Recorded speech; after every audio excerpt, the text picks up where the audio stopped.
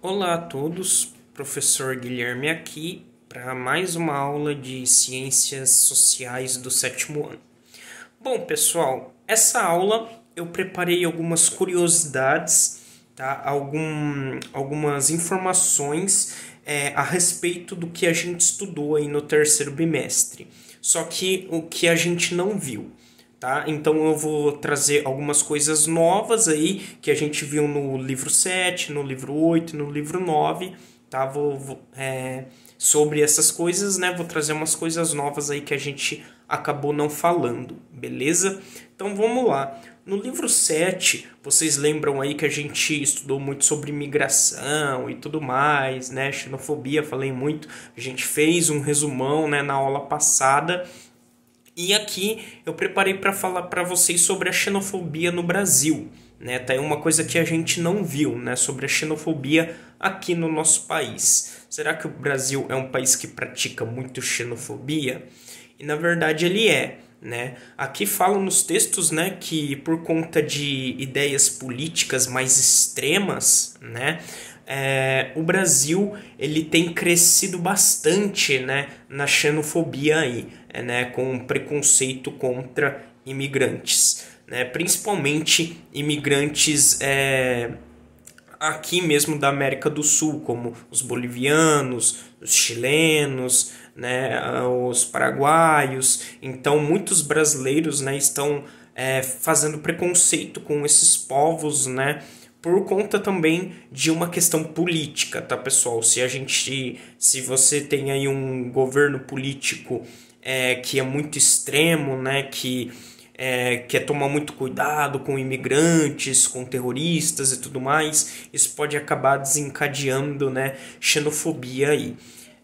E aqui fala, né, que principalmente aqui na nossa região no Sudeste, né, em São Paulo, Rio de Janeiro e tudo mais, existem muitos grupos neonazistas, né, como os skinheads e os carecas do ABC, que são pessoas que assumem, né, enquanto entidades anti-imigração, né, quer dizer, eles são totalmente contra imigrantes e destilam ódio contra estrangeiros, nordestinos e nortistas, negros, indígenas, homossexuais, judeus e muçulmanos também, né? Então, apesar disso tudo, né, o brasileiro ele também tem muito desse ódio, né? Por exemplo, o pessoal do sul acaba não gostando muito do pessoal do nordeste, né? E aí acaba tendo esse preconceito, né, de um povo com o outro.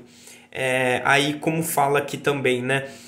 Esses grupos neonazistas, né, esses grupos aí criminosos, perigosíssimos, eles também têm muito preconceito com negros, indígenas, né, judeus, muçulmanos, que os judeus muçulmanos mesmo, muitos acabam vindo para cá, né, imigrando para cá, e esses grupos acabam indo atrás deles, né, para tentar fazer alguma maldade com eles ou coisas do tipo. Então, é uma coisa realmente preocupante, né? Aqui no Brasil nós temos esse tipo de grupo neonazista, esses tipos de grupos preconceituosos, xenofóbicos, homofóbicos, que querem atacar, né, os estrangeiros, que querem atacar os homossexuais, os indígenas. Então é sempre importante estar atento aí contra essas pessoas, certo? Então, basicamente isso sobre a xenofobia do Brasil, tá? Aqui na nossa região, como eu falei, no Sudeste, é onde acaba acontecendo mais, por isso a gente tem que estar sempre alerta. Depois, no livro 8, a gente falou muito da escrita, né? A gente acabou falando muito sobre a escrita e essa foi a parte mais complexa, né? Então, uma coisa que talvez, que eu até falei para vocês, mas foi bem breve, mas foi bem rápido, é que a escrita, ela surgiu de desenhos, certo? Todas as escritas elas meio que acabam surgindo de desenhos. Lembra da escrita cuneiforme? O Homem das Cavernas desenhava, né, para que os outros pudessem entender. Então, essa escrita que começa a ter uma elaboração maior nos desenhos, ela é chamada de escrita pictográfica, tá? Escrita pictográfica, onde uma onda poderia simbolizar um rio, ou um mar, ou um lago, certo? Onde um pé, né, desenhar um pé poderia simbolizar uma caminhada, ou uma corrida, ou o próprio pé de uma pessoa. Então, o começo da escrita, né, era assim, era mais por desenhos, né, mais pictográfica. Então, cada símbolo, né, podia significar aí alguma coisa, ia depender da sua interpretação. Aqui fala que a partir da escrita pictográfica, né, elas foram se simplificando, né, quer dizer, os desenhos foram ficando mais simples para que as pessoas pudessem entender melhor, né, e pudesse entender melhor não, para que pudesse escrever mais rápido, né? Então, tipo, ao invés de ir lá e desenhar um boi, né, para falar que a religião ali tem um boi, não, eles iam lá e só fazia o rostinho, né, e os chifrinhos. E depois só fazia um tracinho. Então foi mudando para que pudesse escrever mais rápido, né? Senão teria que ficar fazendo vários desenhos, vários símbolos, né? Isso iria demorar muito. Então foi se simplificando, né, para escrever mais rápido.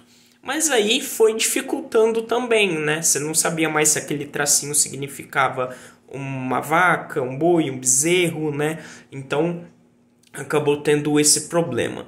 E fala que também deixa eu ver aqui.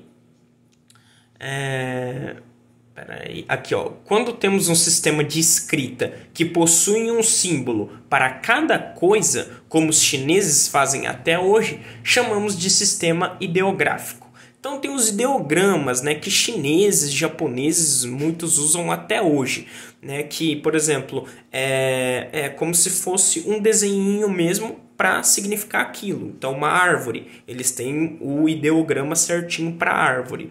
Por isso, eles têm muitos ideogramas, né, para muitas coisas. É por isso que o ideograma é uma coisa muito difícil de ler, porque você precisa saber mais de milhares, né, de símbolos e saber o que eles significam e saber o que eles estão tentando transmitir, tá? Então, a escrita pictográfica, ela mais tarde se desenvolve, né, e aí dela vem o ideograma também, que é aí dos chineses, dos japoneses, que também é meio que com desenhos, só que com vários desenhos para tudo, certo? Uma escrita bem complicada aí.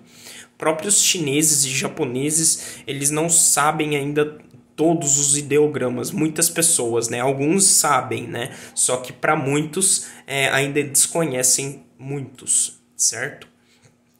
Depois vai falar do alfabeto, né, do nosso alfabeto. Vou ler aqui para vocês. O alfabeto é uma invenção que parte de uma outra ideia, representar não as coisas em si, mas o som. Então, o alfabeto, né, ele não quer representar as coisas com desenhos e tudo mais, mas o som. É como se a gente escrevesse o som, né? Então, qual que é o desenho do som tá, tá, tá? A gente coloca T e o A, certo? Aí a gente desenhou o som, tá vendo? A gente escreveu o som. Qual que é como que a gente vai escrever o som pá, pá, pá? P e o A, certo? Então no alfabeto a gente já passa a escrever o som, né? A gente não fica pegando as imagens e colocando, não. A gente escreve os sons, certo? Aqui vai falar que o nosso alfabeto é o latino e descende do grego. O grego, por sua vez, foi derivado do fenício, que trouxe uma grande inovação, com apenas 22 letras, né? Então a gente pega essas letras, junta e consegue formar as palavras, os significados. Essas 22 eram do alfabeto dos fenícios, que era muito mais simples do que as escritas cuneiforme e hieróglifa, que a gente já viu. O alfabeto fenício era consonantal, pois só registrava as consoantes e não as vogais, que só seriam inventadas mais tarde pelos gregos. Então, né, no começo os alfabetos só tinham as consoantes, né, as vogais, a I ou U só vai ser inventadas mais para frente. Bom, e no final aqui eu falo sobre a origem da internet, né? que é do livro 9, né? Então, eu falei aí da xenofobia no Brasil no livro 7, falei aí mais aprofundadamente das escritas no livro 8, e do livro 9 a gente viu sobre a internet, né? A gente viu aí tudo como ela foi surgindo. Aqui é sempre bom ressaltar, né, que fala assim: a história da internet está ligada aos primeiros computadores conectados à energia elétrica. Os modelos iniciais destas máquinas surgiram nos anos 50. Elas eram gigantescas, lentas e muito pesadas. E em nada se pareciam com os computadores atuais, que são ultra rápidos e ultra finos. Além disso, elas também só existiam em laboratórios científicos para fins profissionais. Isso eu falei para vocês.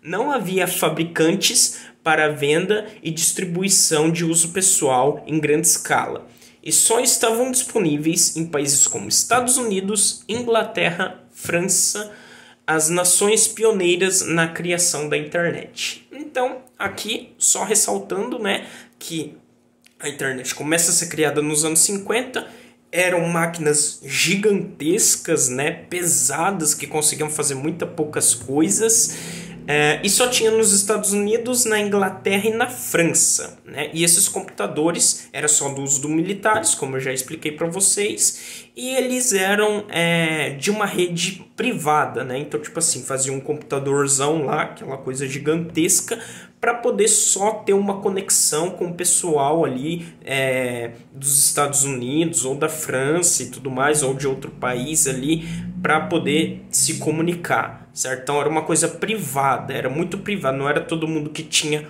o acesso na internet, não era qualquer coisa que podia acessar, certo? Bom, pessoal, então essa foi a nossa aula, tá? Eu trouxe essas curiosidades para vocês. Por hoje é só. Obrigado pela atenção de todos. Valeu. Tchau, tchau.